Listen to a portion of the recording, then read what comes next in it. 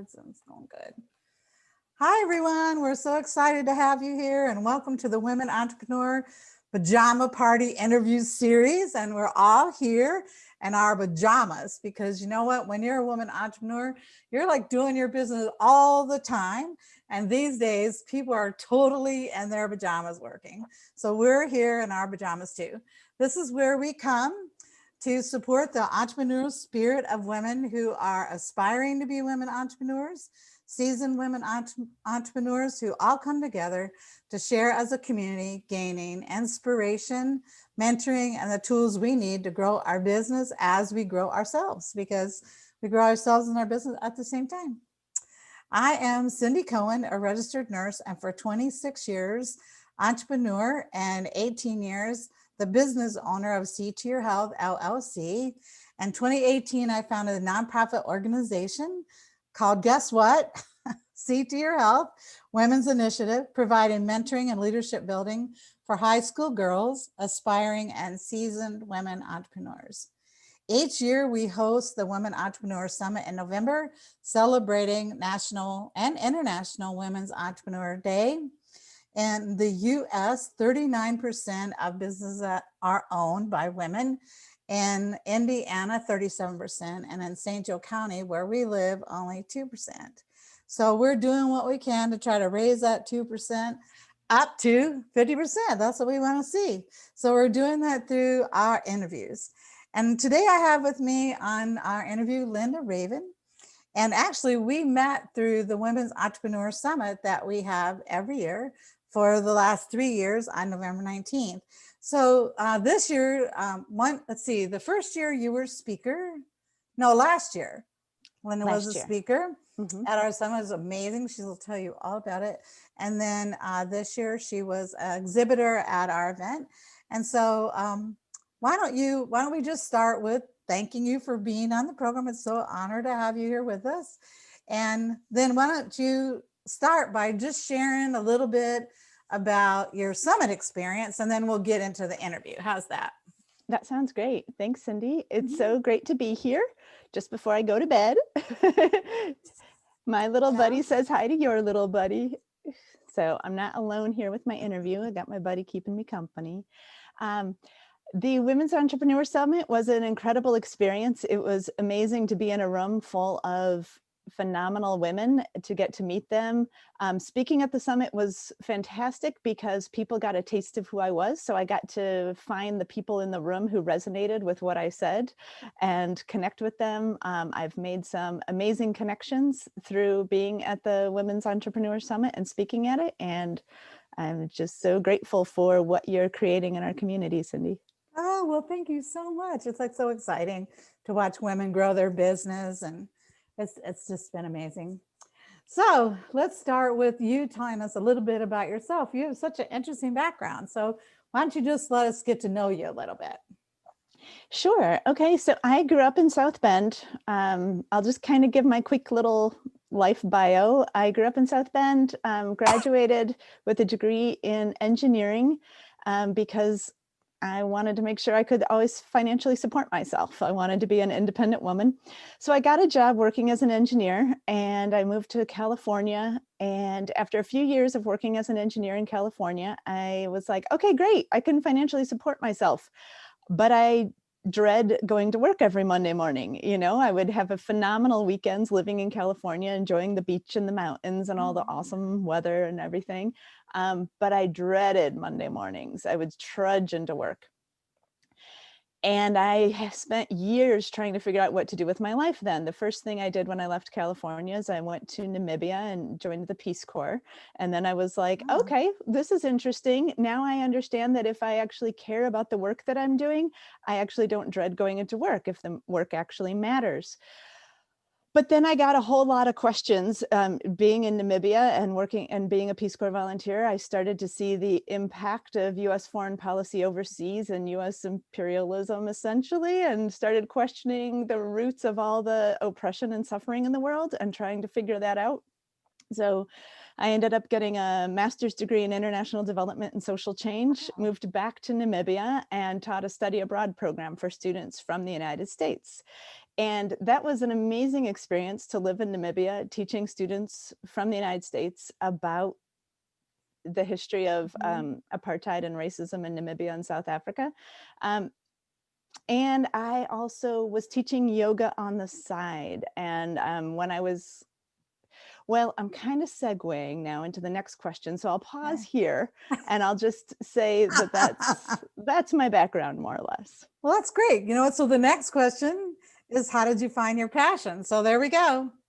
Exactly. I basically spent my life trying to find my passion. And for me, finding your passion is all about just noticing what excites you, what interests you. You know, I found when I went to grad school, I went because I wanted to understand what the origins of poverty were and what we could do about it.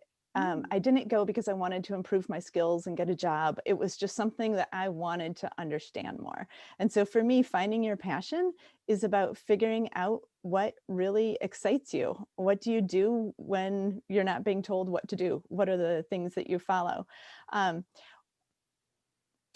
Yeah, I think I'll leave that one there for now. Well, you know, that's really hard. I know for myself, like I'm older. And when I was, you know, like a young, you know, girl starting out, like the real choices for us was to go to college to be a nurse or a teacher or a secretary. So there wasn't like a lot of choices out there like we have today. And if you would have asked me like, what's my passion? I would have like went, what?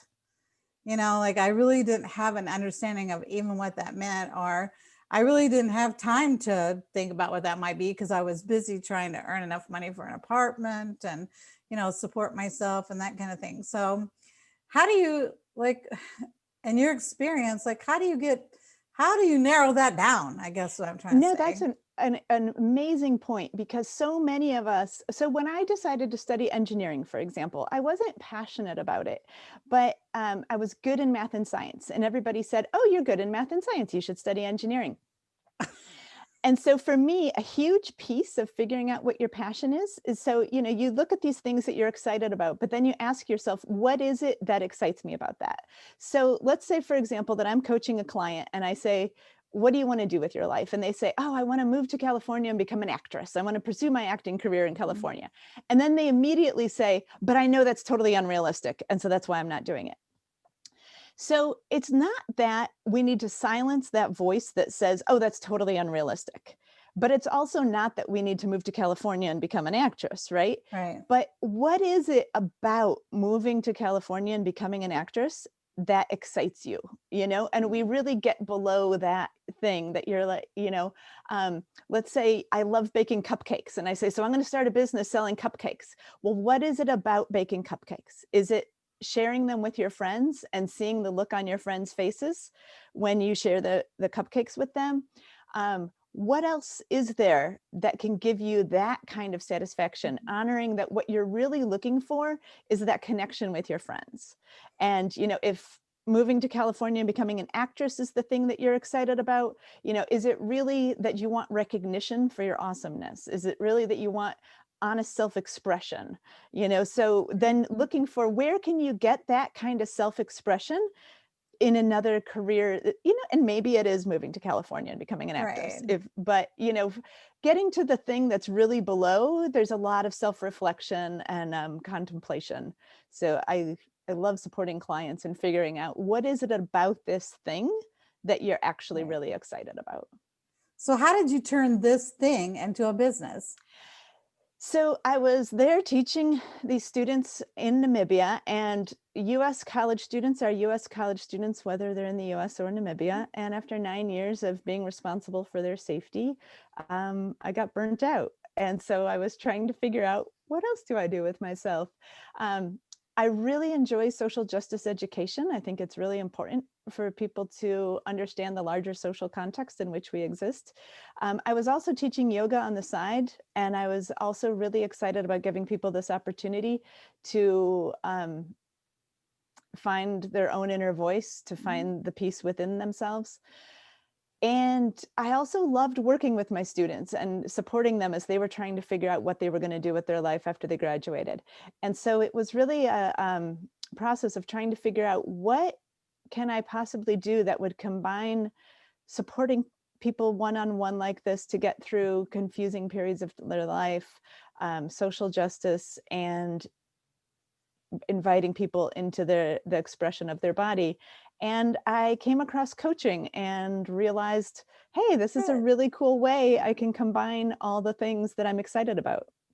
Wow, that sounds great. That's really, oh, sign me up. I'm like all over it. Okay, so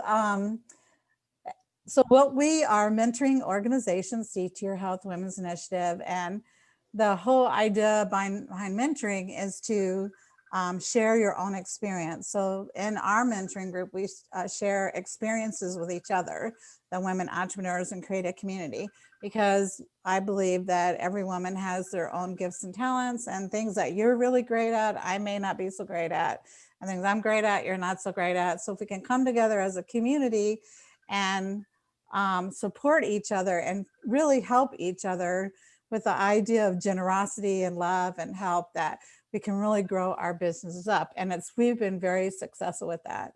And mentoring and coaching also demonstrates that when women entrepreneurs participate actively with a coach or a mentoring program, their business actually improves by 38%, and they're 88% more likely to be in business after 2 years.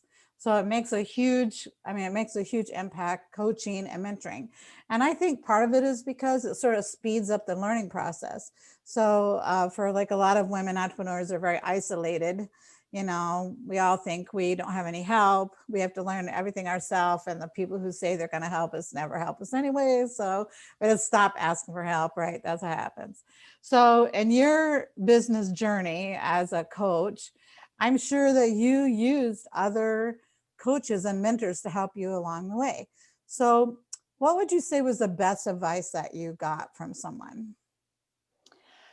The best advice I got from somebody was Andrea Renee Johnson. She's a coach with a social justice lens who supports small businesses. She offers entrepreneurship training as well, but specifically targeting coaches with a social justice lens.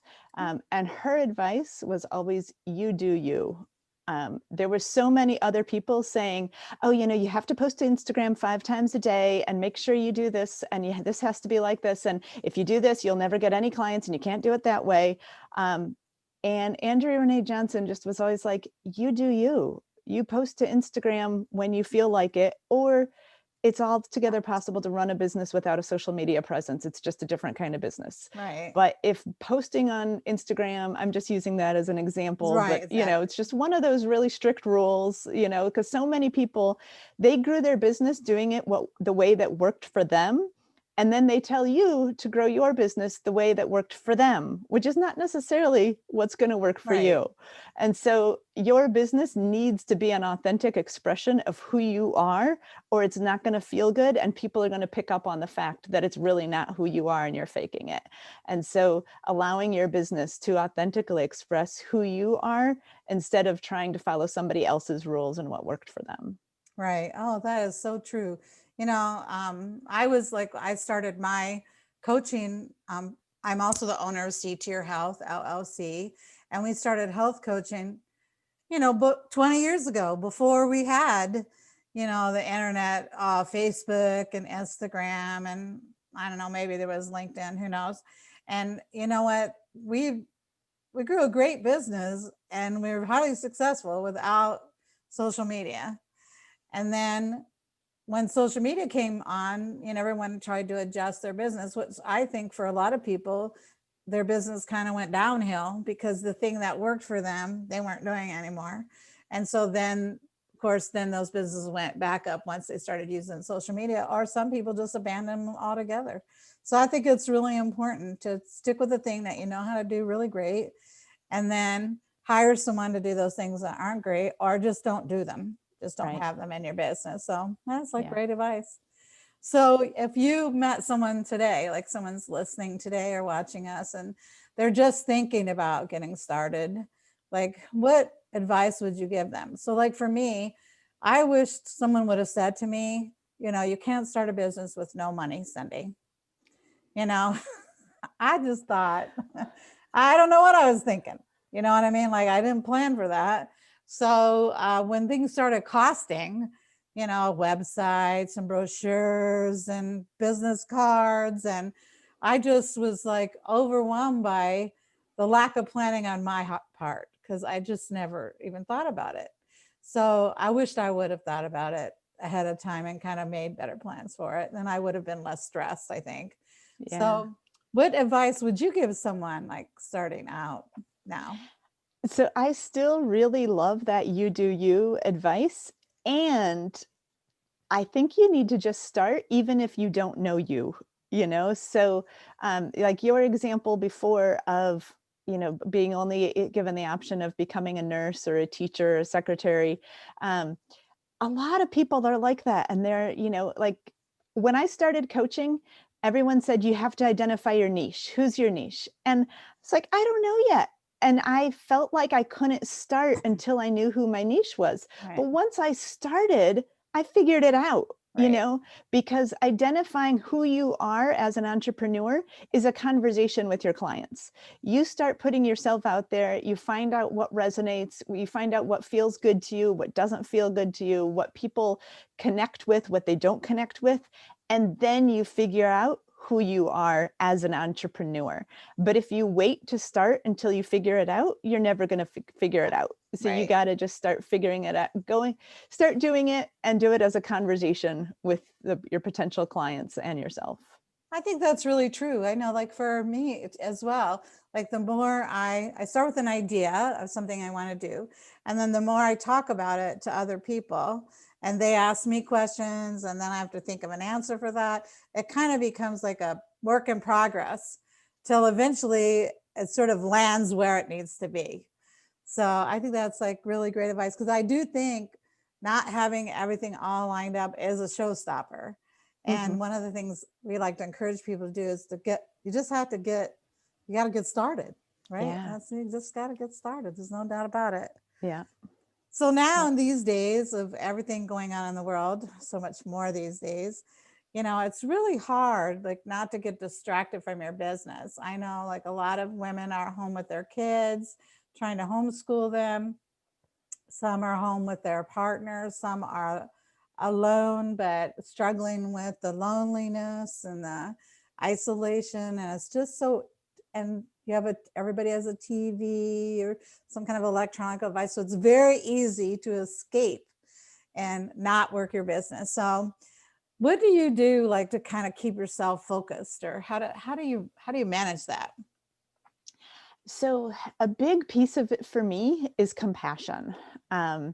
When there were people storming through the Capitol, I think it's important to take a deep breath and say, where is my energy best served right now?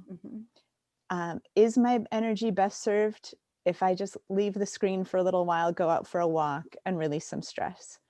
Is my energy best served being fed into creativity to try to create some change? Do I really want to just right now dive into my work and do something creative that's responsive to the moment and that my potential clients will be able to resonate with and feel supported by? Or is my energy best served by scrolling through the news and just trying to find some peace and figure out what's going on? But for me, the start of all of it is self-compassion. I don't feel like we help ourselves at all when we beat ourselves up for not being productive. So if at the end of the day you look back and you say, oh, I should have done this and this, and instead I, was reading the news, apparently that's what you needed in that moment. So give yourself a big hug, give yourself some love. And then tomorrow, every time you feel like doing something other than working on your business, just ask yourself, where's my energy best served right now? And do you take that quiet moment to move within and figure out which voice is speaking when you say, here's really where my energy is best served. Wow, that's great advice. Thanks for sharing that. So could you because there's so many different coaches and mentoring organizations, and as a person who I also have a lot of employed or utilize a lot of coaches along the way, Like I know a lot of times too, when you're just kind of picking someone, like it's, it's kind of like a doctor. You have to find someone that really works for you. You know what I Hmm. mean? And Yeah. so, can you give us an example of like some of the challenges that your clients or the people that you work with have, and then how would you help them? Yeah, thank you. Mhm. So my clients actually, so I call myself a radical life coach. The radical part recognizing that I see my clients within the greater social context. So a lot of coaches tend to see the clients in a vacuum. And so if you're not being productive, you just need to get to work and do it. And it doesn't recognize like, well, yeah, but there's a whole lot going on in the world and there's a whole history and, Right. let's see everything that's going on. Um, but the life coach is really about life. So a lot of clients come to me because they're feeling stuck in some aspect of their life. It might be their career. Sometimes it's their marriage. A lot of times it's something like feeling like they should be doing more than they are. And they have been trying to do more than they have been doing, but they're just not doing it. And so they Mhm. come to me and say, can you help me figure out why I feel so stuck? Um, I have a philosophy that my clients know their life a whole lot better than I do. But the problem is the reason they're stuck is not because I can offer them some sage wisdom that they never thought of, because everybody, all the wisdom is out there. They can Right. access it.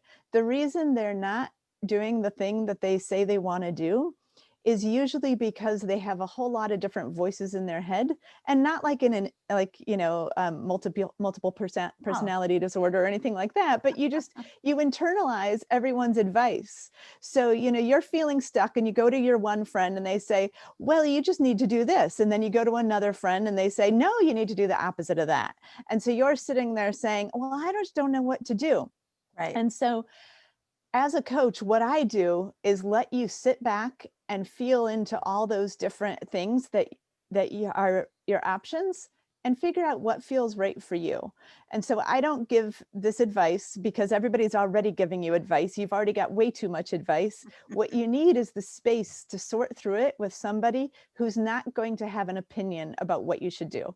Because the worst thing is when you go to a friend and you're trying to figure things out and they say, oh, well, here's what you need to do, and that's not quite right. And so you either go with their advice and it doesn't really work for you, or you just feel more isolated because you feel like your friend didn't really hear you. So as a coach, I invite people to have that space to really sort through their options and listen to what's behind them, like I was talking about like earlier with the idea of moving to California, becoming an actress. So if you chose that option, what's really driving your interest in choosing that option? What's really behind that? And go through the different things they're exploring. And a lot of times where they end up is not even one of the first things. People are so much more creative than that. And so they come up Right. with something like, oh, it never occurred to me that I could actually honor all of these things by doing it this way, instead of choosing one or the Right. other. Wow, that sounds great. So tell us about your business now. So what's next for you? What's the next thing kind of on your agenda, or big project, or what's the next level for your business? What do you want to do? So I love coaching clients one-on-one, but I also love working with groups.